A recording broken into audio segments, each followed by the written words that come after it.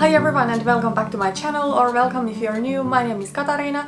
I film videos about project planning, cruelty-free and vegan beauty, and I'm just trying to enjoy my makeup collection here on my channel.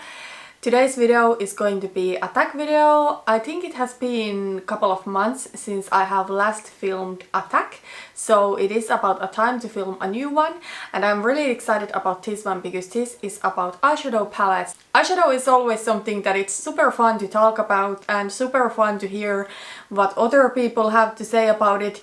Even though we all have so different preferences and different favorites and everything, but it's so fun to listen to, at least for me. And I do love all of the eyeshadow palette tags. In fact, I probably have filmed every single eyeshadow palette tag out there. I have filmed the perfect palette tag, the perfect palette 2 tag, the another palette tag, and also the tag that Rachel Stephanie created a year ago. I don't right now remember the name of that tag, but that one was probably my favorite because of the questions. But today's tag is going to be all about my eyeshadow palettes tag. So this tag is created by Allie, Glines and Samantha March, so I will link their original tag videos down below. And I have seen so many other people doing this. Probably half of the people who I am subscribed to have done this tag, so I wanted to do it too because the questions are so much fun. So the first question is, show your newest palette. I actually do have two. I was on an eyeshadow no-buy for about a year and a half. Officially I was on a no-buy for 17 months. However, it was over 18 months that I purchased any eyeshadows, but now I have ended my eyeshadow no-buy and I have bought two palettes since then, and I actually got these both on the same day, so I'm just going to mention both. But first, the e.l.f. Opposites Attract eyeshadow palette.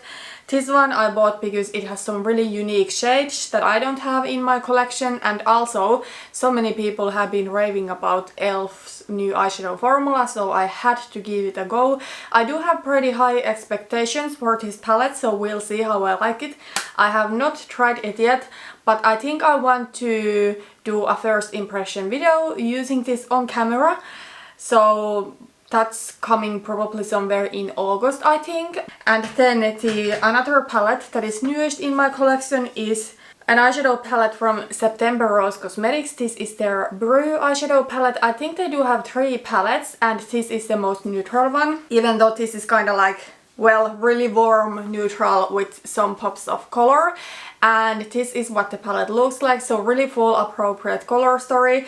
This palette I tried on a video and the first impression wasn't that great, to be completely honest. However, I did try this after that once without setting my eyeshadow primer and the eyeshadow worked perfectly. So when I used this for the first time, I was quite sure that this would be a formula that would perform so much better if you don't set your eyeshadow primer, and that turned out to be true.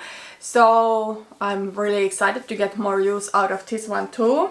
Okay, then the next question is, show your oldest palette, and for me, my oldest palette is the Too Faced Chocolate Bar eyeshadow palette, the original one. Well, I don't have the very oldest packaging where the shade names are not printed in the packaging. I do have mine printed in.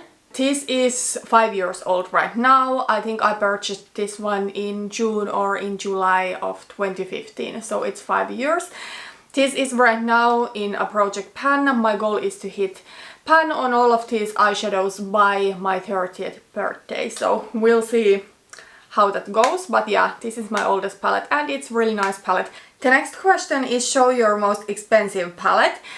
And I'm going to be completely honest, I have never had any of those super expensive palettes. All of my eyeshadow palettes that I have bought have been under 60 euros. And you know, 50, 60, it is still quite a bit for an eyeshadow palette. You can definitely get good quality way under that price tag. I think the most expensive palette that I have ever bought was the Urban Decay Gwen Stefani eyeshadow palette. I don't remember exactly what I paid for that palette, but it was quite close to 60 euros. I don't have it anymore. I gave it to my sister. It was a great palette. I just had those shades all over in my collection already, so I thought she would get more use out of it. Then the next question is, so your most affordable palette, and these I don't have anymore either.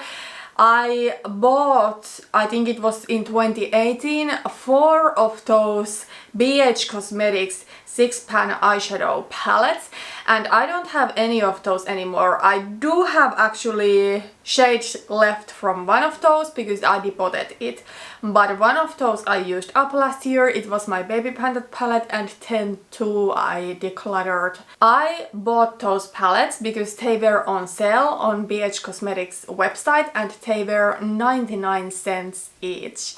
And then when you convert dollars to euros, I believe I paid about 90 cents of euros. And I believe the retail price of those palettes is $4.99 or $5. I don't really think they are worth of that because the palettes consists of 6 eyeshadows from their larger eyeshadow palettes, and BH Cosmetics eyeshadow palettes are very affordable anyways, so you most likely can get the eyeshadow palette where those eyeshadows come from with $10 or so. So I think $5 for 6 eyeshadows is quite overpriced, but for $1 I don't think that was too much. It was just that I really didn't need most of those palettes. Then the next question is, show your everyday palette. To be honest, I don't right now have in my collection an eyeshadow palette, a pre-made eyeshadow palette that I could say is an everyday palette. When I think about everyday palette, I think something that has everything that I need in it to create an eyeshadow look and is neutral. And because I have been on an eyeshadow no-buy, because I have depotted some of my palettes, because I have panned probably the best everyday palette, I'm going to talk about that palette a little bit later, I really don't have right now that perfect, really everyday appropriate, easy to go eyeshadow palette. So what I am going to answer to this question is my go-to magnetic palette. This palette is from Tarte. They do have really good quality magnetic palettes, so I would hands down recommend this one to anyone. It feels really luxurious and it does have huge mirror there. So yeah, I'm just going to answer this palette. I know it's cheating a little bit. However, I can pick whatever shades I want to this palette, and I for sure can create always a look using only this palette. I do not need to reach for anything else if I don't want to. Right now I am panning a lot of eyeshadows in a lot of different projects. Like I do have my Panda palette. Here I do have some palettes that are in the panning solitaire. Then I'm doing the Pantos eyeshadows with the chocolate bar palette and with the BH Cosmetics Modern Max palette. So right now I actually might reach for multiple palettes to create one look. Like today I have reached for 2, like this palette and then my Panda palette. But there are days that I will reach for 4 different palettes to create my look. It's okay when I am at home and because I really want to make good progress, but if I wasn't project panning, I would want a palette that has everything in it that I need to create multiple different everyday appropriate looks. Next question is, so your most colorful palette. And I don't have super colorful palettes just because I'm not that much into really colorful eyeshadows. I don't at the moment have any monochromatic, more colorful eyeshadow palettes.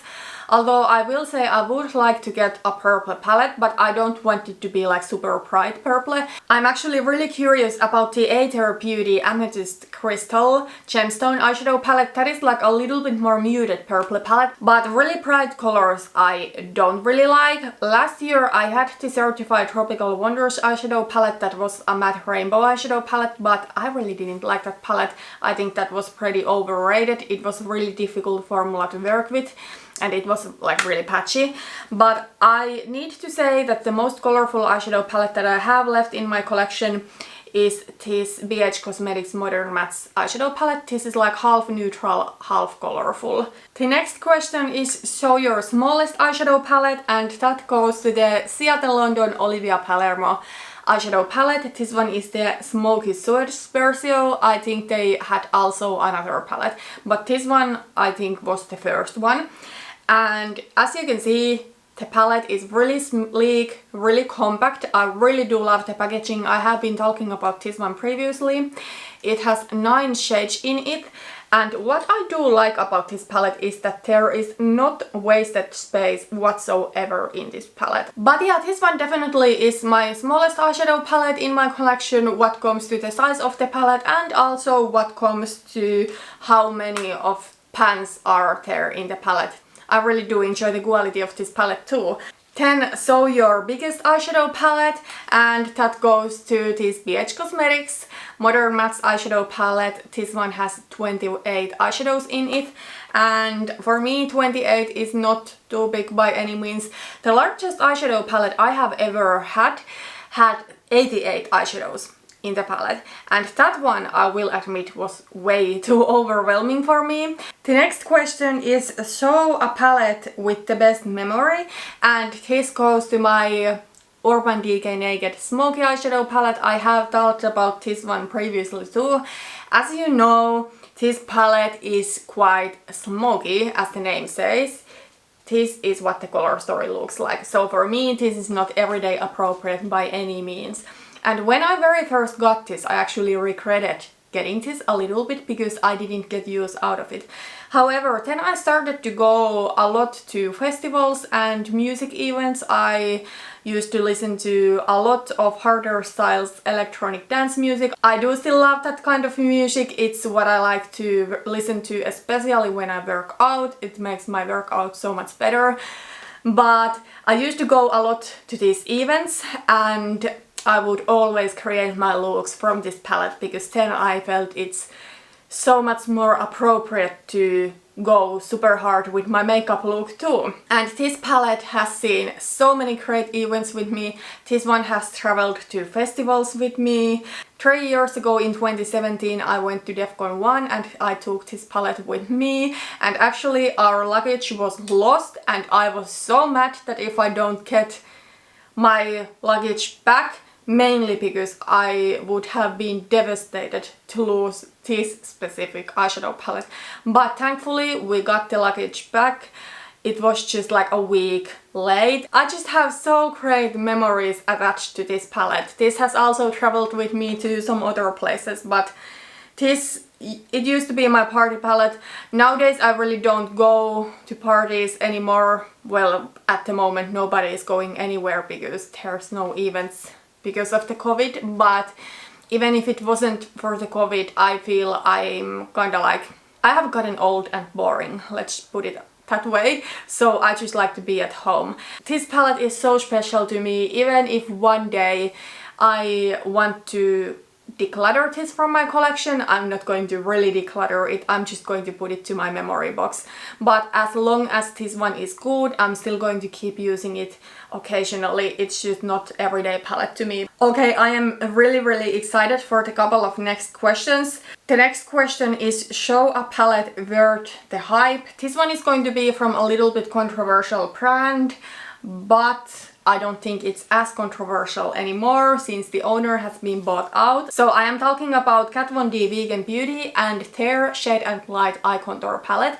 Now I will say that this palette is their old formula back in the days when Kat used to still own the brand, and also when this palette wasn't formulated vegan. Now if you buy this, the formula is slightly different, so I'm not sure how it compares to this formula. I totally do think that this palette is worth of all of the hype that it has gotten. I mean, yes, it's probably the most boring palette in my collection, I'm not going to lie, but this one is just the most perfect neutral matte eyeshadow palette. Any neutral matte that I would ever need to my eyeshadow look, I can find it in this palette. I always want to have a palette like this in my collection because neutral mattes are the eyeshadows that I go through quickest when I do a Panda palette, for example. Also, this one is great to combine with singlets, for example. For me, this kind of palette is more a companion palette, but I think it's such a handy palette to have. And also why I think this one specifically is worth of the hype is that the formula is just so amazing. I have had it for almost 5 years, 4.5 I think. I will say I have not used this now since last fall, but at least last fall when I used this for the last time, it was still performing perfectly. It's pigmented, blendable. I really do love the idea of this gouache, so there's a neutral gouache, a cool toned gouache and a warm toned gouache. It's just the perfect neutral matte eyeshadow palette, and I totally do think that this is worth all of the hype. And now that Kat Von D is no longer part of Kat Von D or KVD Vegan Beauty, I am totally ready to support the brand again. Then the next question is, so a palette not worth the hype? This one might actually surprise you, but now I have used this palette so much that I am very sure that this is by no means worth the hype it got when it launched, and even a couple of years after that. So I'm talking about the Anastasia Beverly Hills Modern Renaissance eyeshadow palette. This one is my Pandat palette this year, so mine doesn't look anymore what it looked like brand new. I think I will put up here a picture what the color story looks like when you purchase the palette. I don't think this is a bad palette by any means. I think Anastasia formula, at least in this palette, is great. I have not tried their other eyeshadows, but the formula is really great. Especially the mattes are really pigmented, really blendable. Today I am wearing the shade Real Gar from this palette in my crease. When this came out, a lot of people thought that the color story is something so revolutionary, but for me it really wasn't. And to be honest, before I made this one my Pandat palette, I really didn't reach for this because I just wasn't that much into the color story. I have heard people considering this one to be kind of like the first really warm neutrals eyeshadow palette. I don't know if that is the case. I don't know what palette was the first. But for me, kind of like the issue with this color story is that if I want a warm neutrals palette, I don't want any pinks into my palette. But also what I don't like in this palette is that it has too much cool tones going on. So Buon Fresco I absolutely hate it, and I hate Pant the eyeshadow, and I promise that was the last eyeshadow ever that I will hate Pan. Buon Fresco was just so random, kind of like ashy rose. And also the shade Warm Taupe was something that I didn't think it goes with the rest of the palette. Even when we talk about color stories really similar to Modern Renaissance, I think the Lime Crime Venus Axel color story looks so much better. I'm actually right now looking a picture of it, but the vibe of that palette is really similar to this one, but it doesn't have those really random ashy colors in it. And also that palette has way more shimmers in it, because in Modern Renaissance one of the biggest issue for me was the fact that there was not enough lid shade. Also there's issues with the palette expiring quite quickly. I mean, it only has 6 months shelf life. I don't follow those things so religiously, but I will say that there is rust in my palette if you look at the pans of Primavera and Vermeer. The next question is, show your favorite palette from a favorite brand. And my favorite brand what comes to eyeshadows is Juvia's Place, and my favorite palette from them is the Nubian 2 eyeshadow palette. I really do love Juvia's Place formula. I think their mattes are great. They are really blendable, really pigmented, really easy to work with. That is what I want from my matte eyeshadows. And then Juvia's Place shimmers are absolutely amazing. The one thing that I don't like about Juvia's Place is that their color stories are a little bit all over the place in a lot of palettes. And that's why I have not bought that many. I have had 4, one I gave to my sister, one I deposited, and then 2 I do still have. But a lot of the times their color stories are just like super random. And I don't necessarily like that. I like my color stories to be really cohesive. But in this one, the color story is absolutely amazing. All of these eyeshadows go together so well. This is like a neutral palette with some pops of color, like there's some orange and some plum and some green and yellow and blue. All of these shades go so well together. There is not a single shade that is not performing well in this palette. In some Juvia's Place palettes that I have tried, there have been shades that were not that great, but in this palette all of the eyeshadows are absolutely amazing quality. And I just think this is the best eyeshadow palette from Juvia's Place that I have had. And to be honest, even though they are my favorite brand, I don't think I want to get more of their eyeshadow palettes. Now that I'm trying to buy less eyeshadows, I would rather maybe want to try a new brand. And then the last question in this tag is, so your most used palette? Well, at the moment, of course, my Panthat palette, the Anastasia Beverly Hills Modern Renaissance, is the most used, just because I have been panning this. But as I said earlier, before I made this one, my Panthat palette, it wasn't that used in my collection. I didn't really reach for it. So because of that, I don't think that really counts. I did another Panthat palette in 2018. It was the BH Cosmetics Carly Bible palette, the original one. I loved that palette. If that palette was permanent, I would purchase it again, because that one would be for me the perfect everyday palette. There was a question in this tag about your favorite everyday palette, and that one was like the perfect. It had all of the basic mattes I would need to create a look, and it had enough light lid shades, but also some little bit deeper lid shades, or if you want to do like the inner part of your lid with lighter color and the outer part with a deeper color. Even though it was such a neutral basic palette, there was a lot of options and I loved that palette, and now I kind of want it again. But yeah, that one I panned. I finished it almost completely. I finished 7 of the 10 eyeshadows, and then in the 3 eyeshadows that was left, I had hit major pan in all of those. So those were all of the questions. It was super fun to film this tag, even though it took a little bit longer than I thought. I always end up talking and talking and talking, and then the videos get a little bit long. But you know, tags, they are just talking about your makeup, so whatever. But yeah, it was fun to do. If you have done this tag, please let me know down in the comments, so I will come to check out your tag too. Thank you so much for watching, and see you in my next video. Bye bye.